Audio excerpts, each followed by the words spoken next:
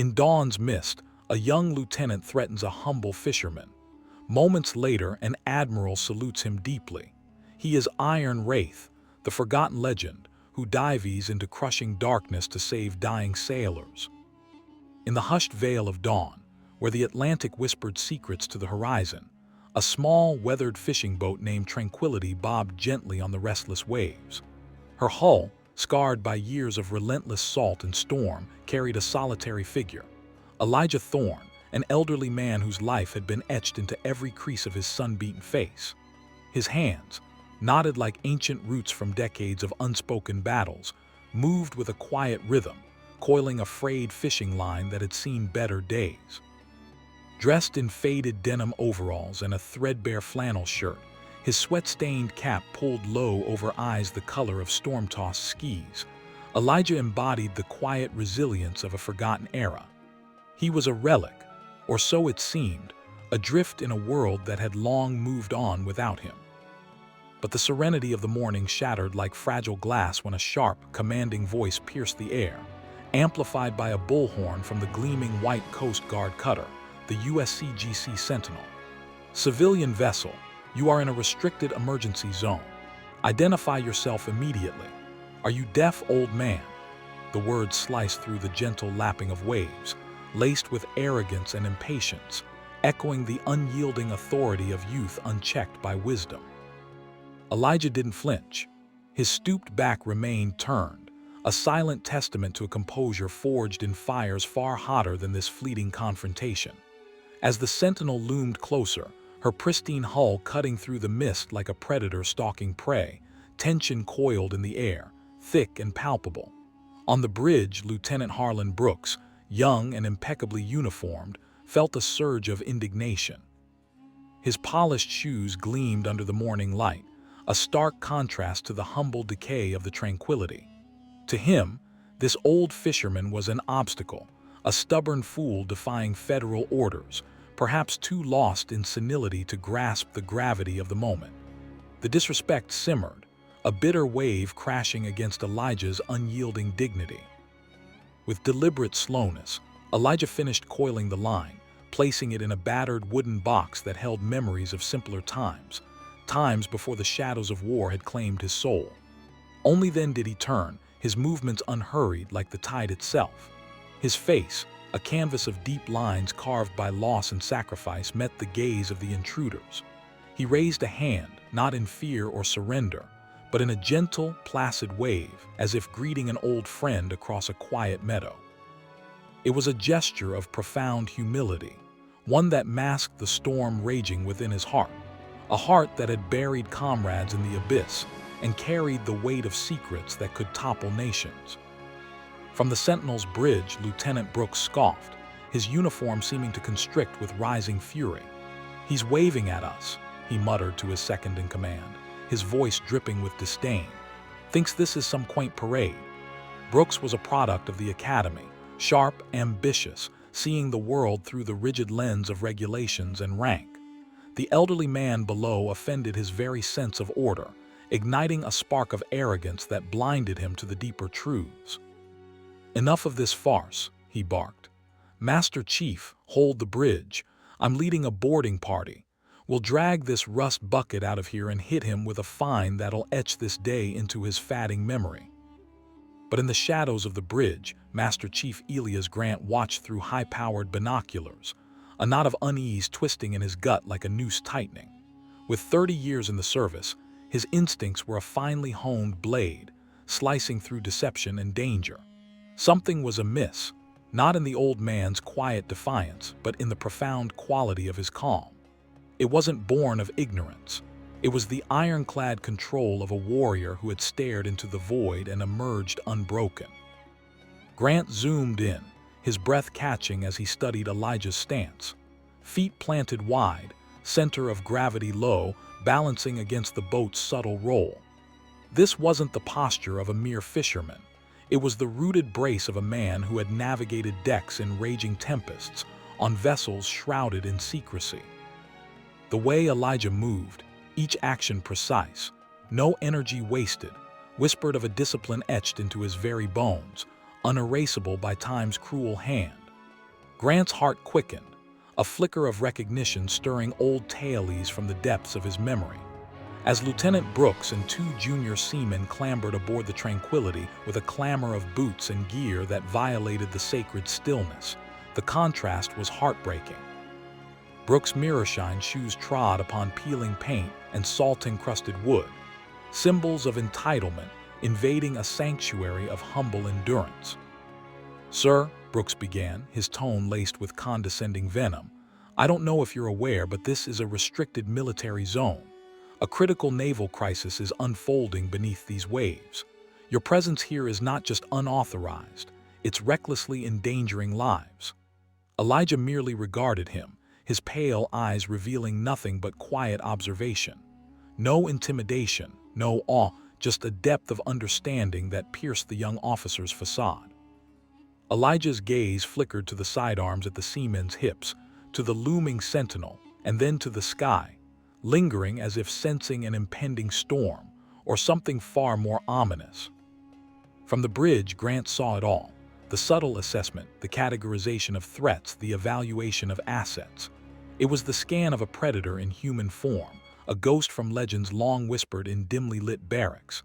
As Elijah bent to secure a loose cleat, his flannel sleeve rode up, revealing a faint bluish-gray tattoo on his weathered forearm, a ghostly silhouette superimposed over a submarine's propeller. Grant's blood turned to ice, his heart pounded with the force of a revelation. He'd heard the myths, an unofficial insignia of a unit that never officially existed, tales from Cold War shadows where men like this had danced with death in the crushing deep. "Do you comprehend the peril you're courting?" Brooks pressed, his voice escalating as Elijah's silence eroded his authority like waves against a crumbling cliff. "We have the USS Montana, a United States nuclear submarine, suffering a catastrophic failure on the seabed right below us. This is national security at stake," he gestured grandly, as if unveiling a profound truth to a child. "We're enforcing a 5-mile radius for a desperate deep-sea rescue. Start your engine now, or we'll tow this heap to port and impound it, along with whatever's left of your dignity." The threat lingered, heavy and absurd, as Elijah's eyes shifted to the dark waters below. A shadow crossed his face, not fear but a soul-deep sorrow. An intimate knowledge of the horrors lurking in the abyss. He knew what lay there: brave souls gasping for air, families waiting ashore with hearts in tatters, dreams dissolving in the cold embrace of the deep. The weight of it pressed on him, stirring memories of his own lost brothers-in-arms, faces forever young in his mind's eye. Suddenly, a secure channel crackled on the Sentinel's bridge, the voice from Fleet Command strained with raw desperation. "Sentinel, this is Command. Critical update on the Montana, primary battery failing, life support on a 60-minute countdown. Exterior manual override for the emergency ballast valve is jammed. ROVs can't apply the torque pressures beyond our dive team's limits. We can't reach her." A agonizing pause hung like a death sentence. "We have a Hail Mary. High-value asset protocol activated. Last known ping for asset codenamed Iron Wraith in your vicinity. Confirm any sign of him. Repeat, is there any sign of Iron Wraith?" Grant's face drained of color, his world tilting on its axis. Iron Wraith, a legend whispered in hallowed halls of special operations and deep-sea warfare. A phantom from the Cold War's darkest nights, a man who had performed miracles at depths that crushed steel and souls alike. He'd salvaged spy subs, repaired sunken treasures with bare hands, breathing gas mixtures that would liquefy lesser men. Conditioned to defy the ocean's merciless grip, he was myth incarnate, hero to some, boogeyman to others, locked away in Admiralty vaults. Grant's hands trembled as he refocused his binoculars on the tattoo. Unmistakable, a ghost over a screw, the mark of the impossible. Seizing the comms, Grant's voice cut through, urgent and unyielding. "Lieutenant Brooks, this is Master Chief Grant. Acknowledge now." Brooks, mid-tirade, whirled in fury.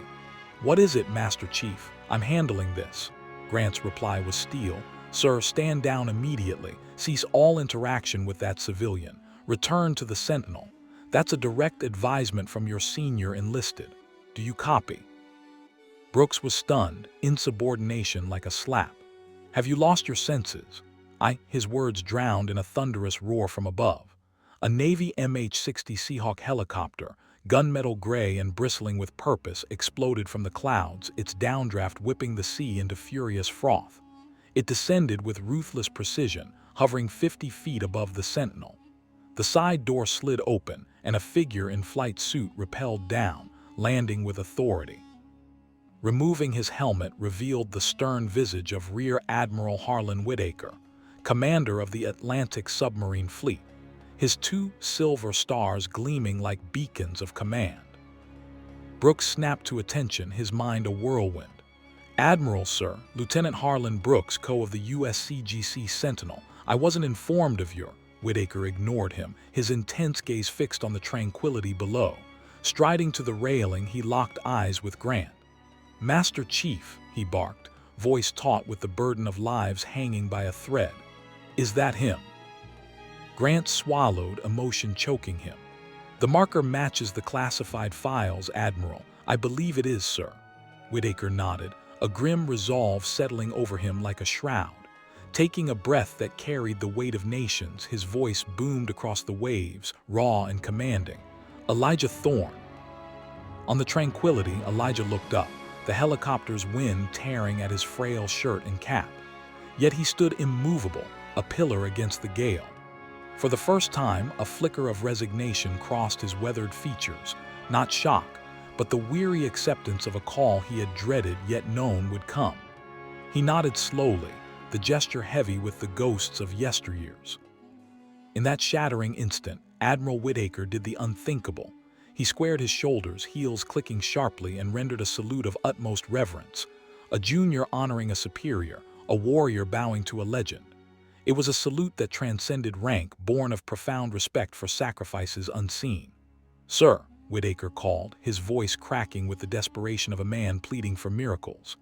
"The call has gone out. The Montana is on the bottom. Her crew, good men, fathers, sons, is dying. We need the Iron Wraith." The world inverted for Lieutenant Brooks. Iron Wraith. The words from command collided with the impossible sight of an admiral saluting a fisherman. This stubborn old man wasn't an impediment. He was salvation incarnate. Nausea and shame crashed over Brooks like a tidal wave, buckling his spirit. Every condescending syllable, every dismissive glare replayed in his mind, now stained with the horror of his blindness. He had scorned a living embodiment of heroism, a man whose silent service had safeguarded freedoms Brooks took for granted. Tears stung his eyes, unbidden, as the depth of his folly pierced his soul. Elijah sighed, a sound laden with the exhaustion of a century's burdens, echoing the loss of peaceful dawns forever stolen. He glanced at his fishing rod, a symbol of the normalcy he had clawed back from the abyss, mourning its simplicity. Then his gravelly voice carried across the tumult. "What's the issue, Admiral?" Whitaker relayed the dire details, the jammed valve, the precise counterturns and pressures required, the lethal depth defying modern tech.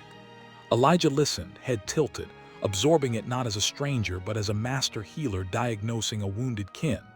"Hydrogen embrittlement on the valve stem," he queried, voice steady amid the chaos. Whitaker nodded, grim. "Figured as much," Elijah murmured, his words laced with quiet sorrow for the alloy's frailty, mirroring human vulnerability in the cold deep. "I'll need my old gear and a silent descent. This old girl," he patted the Tranquility tenderly, "is for catching dreams on the surface, not wrestling nightmares below." In moments, the scene transformed from confrontation to coronation. Elijah was escorted aboard the Sentinel not as a captive, but as a revered sovereign.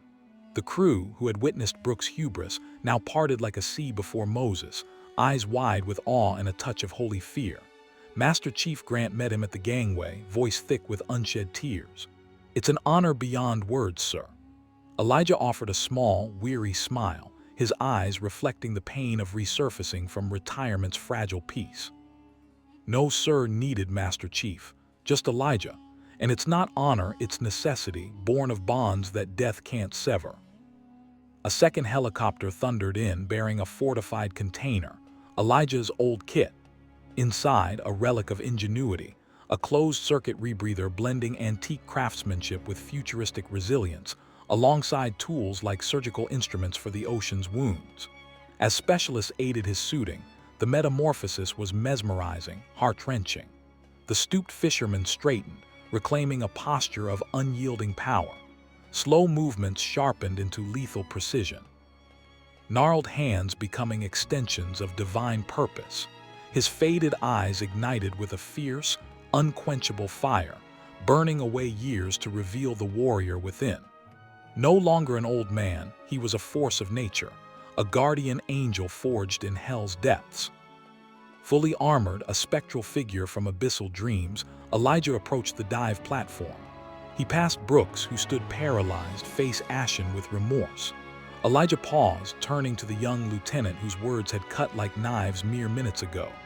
Brooks braced for righteous fury, a dressing down he deserved. But Elijah's gloved hand rested gently on his shoulder, a paternal touch, warm despite the gear. "Son," Elijah's voice, muffled yet resonant, carried no venom, only wisdom tempered by loss. "Etch this day into your heart. The uniform doesn't forge the man forges the uniform. It's the quiet deeds and shadows when glory's gaze is averted that define true service. No medals for the tears shed alone, but they build empires of the soul. Learn from this and honor those who came before, lest their sacrifices fade like whispers in the wind." Brooks could only nod, tears streaming freely now, his arrogance crumbling into humility. He hadn't merely insulted a man, he desecrated the sacred ethos of selfless duty his own oath demanded. Elijah squeezed his shoulder one last time, a silent absolution, then turned to the edge. With a final nod to Whitaker, two titans sharing a glance of mutual respect, he stepped into the void. He vanished beneath the waves without ripple, a wraith reclaiming his domain of crushing darkness and eternal silence. Above, the crew stood in reverent vigil, hearts heavy with the fragility of life and the enduring power of hidden heroes. As the sentinel held station, whispers of prayer mingled with the wind, for the men below and the legend who dove to save them. Hours stretched into eternity, tension gripping every soul aboard. Fleet Command relayed updates. Elijah had reached the Montana, his hands, those same gnarled instruments, wrestling the jammed valve amid pressures that mocked mortality. Memories flooded him in the deep, faces of fallen comrades, the sting of lost loves waiting ashore, the unyielding call of duty that had stolen his youth. Each turn of the tool was a battle against time, against the ocean's jealous grasp, fueled by a love for his country that burned brighter than any star. Finally, the miracle. Bubbles erupted on the surface, the Montana ascending like a phoenix from the depths. Cheers erupted, tears flowing unchecked, tears for the saved, for the savior, for the profound reminder that true greatness often hides in plain sight. Elijah surfaced, exhausted but unbroken, his dive a testament to the human spirit's indomitable will. In the aftermath, Lieutenant Brooks sought Elijah out not as superior but as student. "How do you bear it, the weight, the solitude?" Elijah, back in his flannel, smiled faintly, eyes distant. "By remembering why, son. For the brothers below, for the families above. It's love that dives deepest, endures longest." And so, the legend of the Iron Wraith lived on, not in classified files, but in hearts touched by his quiet valor. A story of redemption, sacrifice, and the tears that bind us all.